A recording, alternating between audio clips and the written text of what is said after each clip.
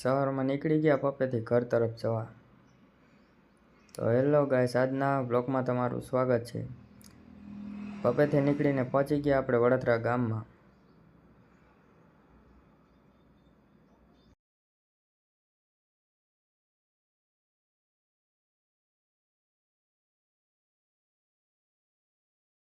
પછી આપણે પહોંચી ગયા વાડીવાળા રસ્તે.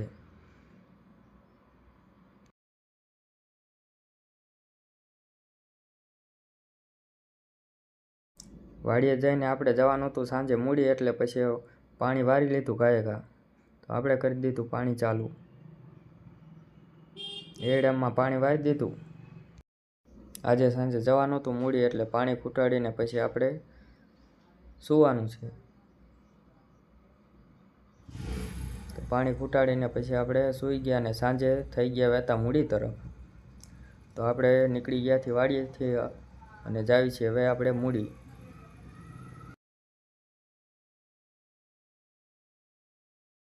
ફાઇનલી આપણે ચડી ગયા છીએ વડોદરાવાળા રોડે.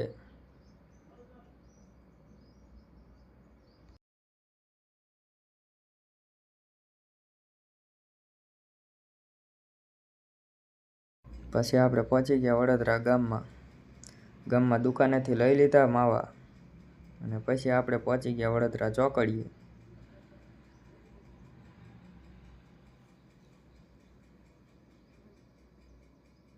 તમે જોઈ શકો છો, આ છે વડોદરા ગામની ચોકડી.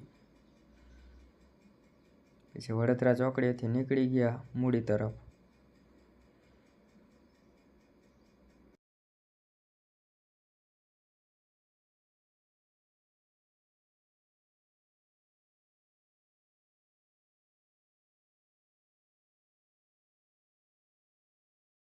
વડોદરા ચોકડીએથી નીકળીને આવી ગયા આપણે ટીકરવાળા રસ્તે. તો હવે જવાનું છે આપણે ફાટક બાજુ. તો ફાઇનલી આપણે પહોંચી ગયા છીએ હવે ટીકરની ફાટકે. જઈને જોયું તો ફાટક બંધ હતી, તમે જોઈ શકો છો. પછી આવી ગઈ ટ્રેન.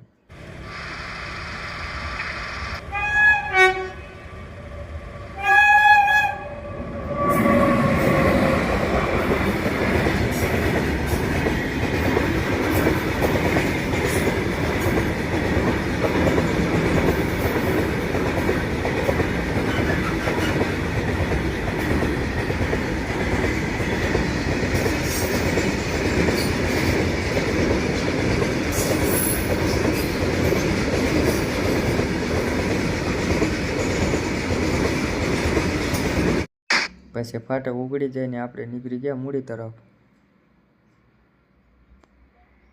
પછી મૂડીવાળા રસ્તે ચડી ગયા.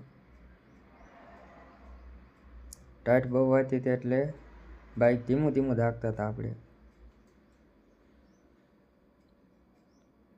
પછી આવી ગયા મૂડી અંદર. આ છે મૂડીની ભોગાવો નદીનો પલ, તમે જોઈ શકો છો.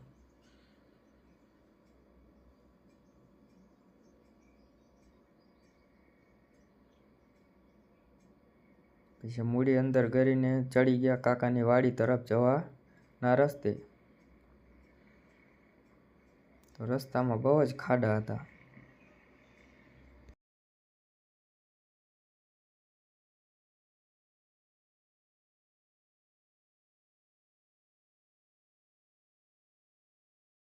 પછી આવી ગઈ કાકાની વાડી. આજે આપણે આવ્યા હતા કાકાની વાડીએ ચણાનું શાક ખાવા. આવીને જોયું તો ભાઈ ને કાકાનો છોકરો ને એ બધાય ચણાનું શાક બનાવતા હતા, તમે જોઈ શકો છો.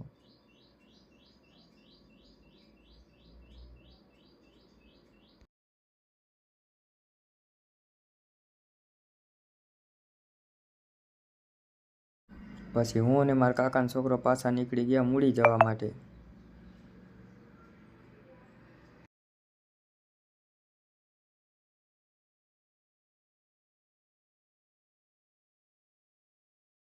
આવી ગયા આપણે મૂડીમાં અને વહી ગયા દુકાને. તો આપણે દુકાન તરફ જઈ રહ્યા છીએ. આવી ગયા દુકાને, લઈ લીધી પછી થોડીક મીઠાઈ. તમે જોઈ શકો છો.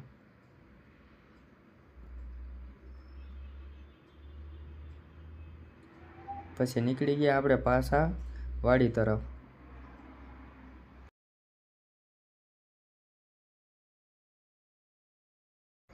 કાકાની વાડીએ આવીને જોયું તો આ ચણાનું શાક બની ગયું હતું.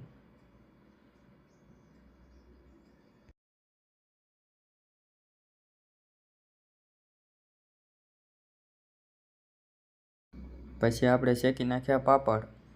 તમે જોઈ શકો છો.